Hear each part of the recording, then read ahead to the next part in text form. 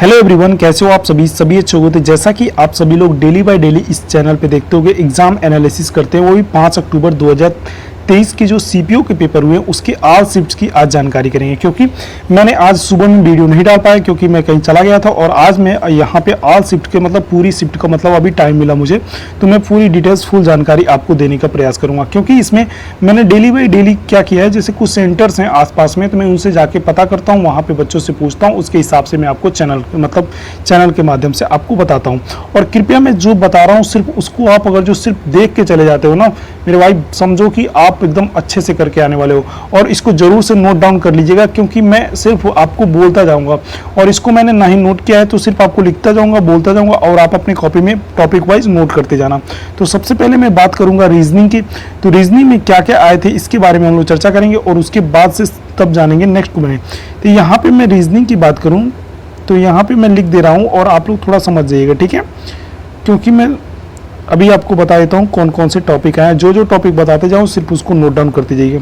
तो सबसे पहले आज डाइस का प्रश्न देखने को मिला, बच्चे जैसे बताएं डाइस का प्रश्न आप कर लीजिएगा। उसके बाद से आप अल्फ़ाबेटिकल सीरीज़ की बात करिएगा, फिर से सीरीज़ में भी बेहतर तरीके से आप तैयारी कर लीजिएगा, ठीक है।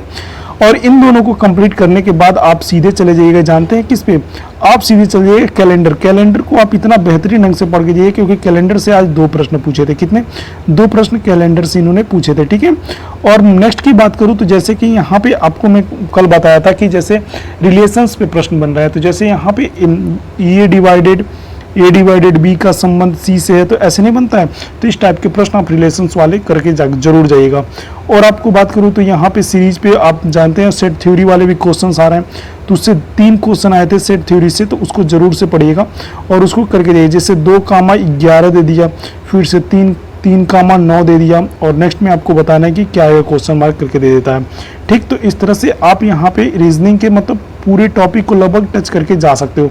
क्योंकि आप समझिए कि सीपीयू में 50 क्वेश्चंस आते हैं, तो 50 क्वेश्चंस में आपको हर एक टाइप से वो कवर करेगा। ऐसा नहीं है कि एक प्रश्न कोई सा। और उसके मैं बता दूं, जैसे यहाँ पे लेटर सीरीज, आपका लेटर सीरीज को आप मान के चलिए कि आपके 5 क्वेश्चन लेटर सीरीज से बनना है, ठीक है।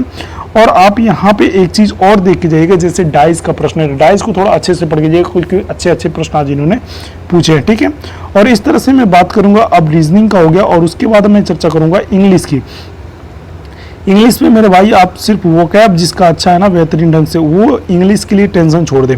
क्योंकि इंग्लिश में आपको सिर्फ क्या पूछा जा रहा है, वोकैब पूछा जा रहा है। वोकैब से ही आपके जितने भी प्रश्न हैं वो सब बन रहे हैं, तो वोकैब आप अच्छे से पढ़िए ले गए, ठीक है।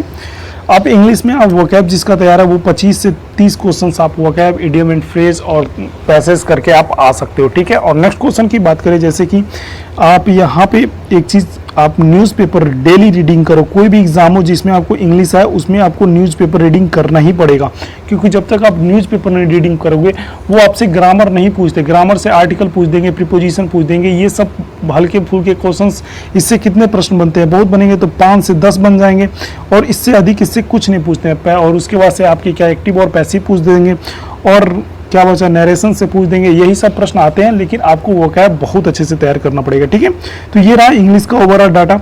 और अब हम बात करेंगे मैथ की। मैथ सबसे इंपॉर्टेंट आपको फैक्टर क्यों हो सकता है, क्योंकि जो बच्चा मैथ और इंग्लिश में मजबूत है वो समझो हर एक पोर्शन को कंप्लीट करके जाने वाला है। तो मैथ में आप देखिएगा, मैथ में आप टाइम एंड वर्क पढ़ के जाइए, बहुत अच्छे क्वेश्चन इसमें पूछ रहे हैं। टाइम एंड वर्क के बाद CI और SI पढ़ लीजिएगा, ठीक है। CI और SI पढ़ने के बाद से आप परसेंटेज पे भी जा सकते हैं। परसेंटेज से 3 क्वेश्चन डेली बाय डेली आ रहे हैं। CI SI और आपका मतलब सिंपल इंटरेस्ट, कंपाउंड इंटरेस्ट और परसेंटेज से मिला के 10 क्वेश्चन पूरे ओवरऑल आ रहे हैं, ठीक है। एक शिफ्ट की बात कर रहा हूं मैं।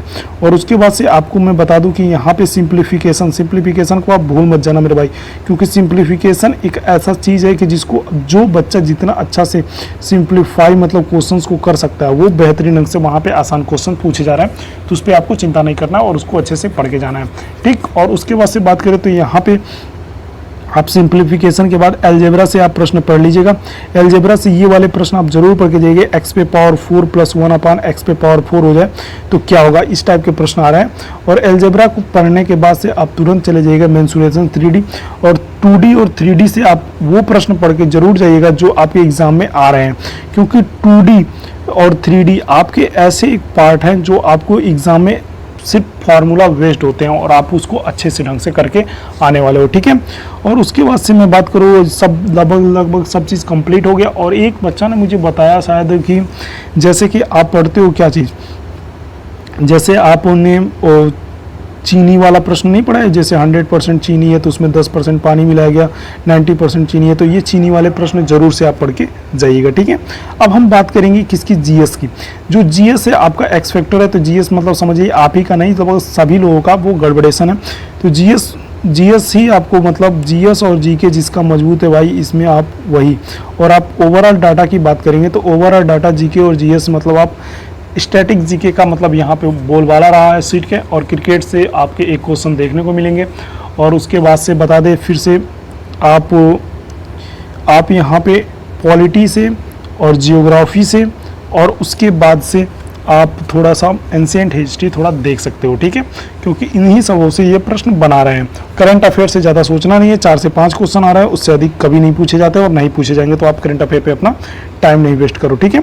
तो इस हिसाब से आपका ओवरऑल एनालिसिस ये रहा। और कैसी लगी वीडियो, चैनल को सब्सक्राइब करिएगा, क्योंकि मैं जो बोल दिया वही आपके एग्जाम में आने वाले, आपके जरूर जाके देखिएगा। Thank you so much.